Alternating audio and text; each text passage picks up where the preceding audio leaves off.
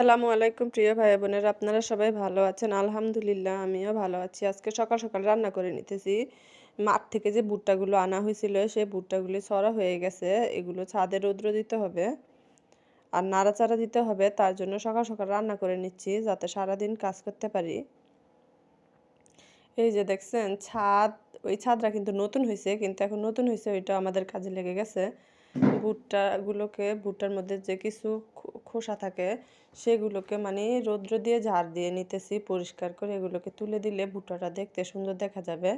তারপর ভুট্টাটাকে নেড়ে চেড়ে দিচ্ছিলাম, একটু পরে পরে লাড়লে এভাবে পা দিয়ে, তাহলে রৌদ্রটা ভালো মতো পায়, তাড়াতাড়ি শুকায় যাবে। তার জন্য একটু পরিশ্রম করে একটু পরে পরে এভাবে নাড়াচাড়া দিয়ে নিতেছি, কারণ এখন তো আর কোনো কাজ নাই, এটাই কাজ। রৌদ্রে কিন্তু কি সুন্দর সব কিছুই মাশাআল্লাহ শুকাইতেছে আর কি সুন্দরও দেখা যায়। রৌদ্র থাকলে কিন্তু সব কিছুই অনেক ভালো লাগে। সবাই কিন্তু যার যার মতো সারাক্ষণ কাজ করতেছে, কেউ ধান শুকাইতেছে, কেউ ধান ভাঙাইতেছে, এই কাজ। তারপর বিকালে গেলাম একটু ঘুরতে। এই যে আমাদের পাশের বাড়ি একটা ভিটা আছে ওনাদের, ওখানে অনেক লিচু গাছ আছে, কি সুন্দর মাশাআল্লাহ লিচু হয়ে আছে। ছোট ছোট লিচুই পেড়ে নিছে, কারণ ওখানে তো কোনো মানুষ থাকে না, লিচু পেড়ে নিয়ে যায় অন্য মানুষরা। তার জন্য ছোট লিচুই পেড়ে নিছে। আর মাশাআল্লাহ কি সুন্দর লটকন গাছের মধ্যে এই বছরই প্রথম লটকন আসছে।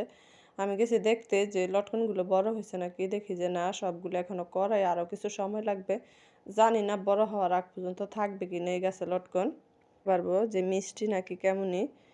তারপর ওখান থেকে চলে আসলাম। আর জাম গাছের মধ্যে দেখলাম চলে আসার সময় মানে এত পরিমাণে ফুল আমি কখনো দেখিনি, যে জাম গাছে এত পরিমাণে ফুল। এগুলি নাকি ছোট ছোট জাম, কাউয়া জাম বলা হয়। মানে উপরের যে ফলটার ইয়াটাই থাকে কম আর ভিতরে দানাটা থাকে অনেক বেশি, কিন্তু ফুলগুলো কিন্তু এত সুন্দর হয়ে ফুটে আছে। এই যে দেখছেন আপনারা কি সুন্দর হয়ে ফুটে আছে। আমার কাছে কিন্তু দেখে মানে অনেক সুন্দর লাগছে। জানি না আপনাদের কাছে কেমন লাগছে। এখানেও কিছু মরিচ গাছ লাগানো। তারপর এগুলো দেখে টেকে চলে আসলাম, বাড়িতে চলে আসতে হবে, সন্ধ্যা হয়ে যাচ্ছিল। এই যে সারাদিন রৌদ্র থাকলে কিন্তু সব কিছুই কি সুন্দর দেখা যায় গাছের মধ্যে। কিন্তু কি সুন্দর করে আসলাম মসজিদের এখানে, এমন সুন্দর হলুদ হলুদ ফুল ফুটে আছে। মানে এত ধরনের ফুল, এক একটা ফুলের কিন্তু এক একটা সময় ফুটে। এই যে শিউলি ফুলগুলো, কিন্তু এগুলো শিউলি ফুল নাকি কি আমার নামটা মনে নেই, কিন্তু মাশাআল্লাহ পুরোটা গাছ ভরা ফুল দিয়ে। আর কিছু ফুল মাটিতেও পড়ে আছে।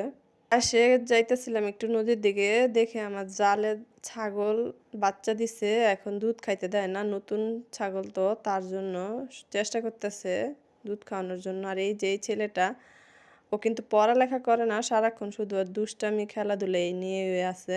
এখন ওর ছাগল কিন্তু ওদের না, অন্যজনের ছাগল।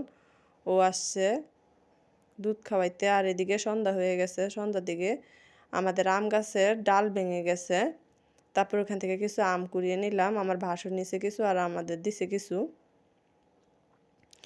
আর গাছে কিন্তু এখন আমও পেকে গেছে পরে। তার জন্য রাতে যে দেখি যে গ্রামের মানুষ কিন্তু এখন রাতেও কাজ করতেছে, ধান ভাঙাইতেছে এখন সারাক্ষণে। কিন্তু মানে সবাই চিন্তা করে যে কাজ শেষ করা হয়েছে কথা, কারণ কখন বৃষ্টি এসে পড়ে বলা তো যায় না আবার, কারণ বৃষ্টি আসলে তো কাজের অনেক বিঘ্ন ঘটে। আর এই যে আম পাকতেছে আর গাছ থেকে পড়তেছে, গেছি দেখতে। পরে আসার সময় কিন্তু আমি কিছু আম কুড়াই পাইলাম। পরে আমগুলো নিয়ে আইসা পড়লাম, আইসা দেখি যে খিচুড়ি আনা হয়েছে, মসজিদে খিচুড়ি দিছিল।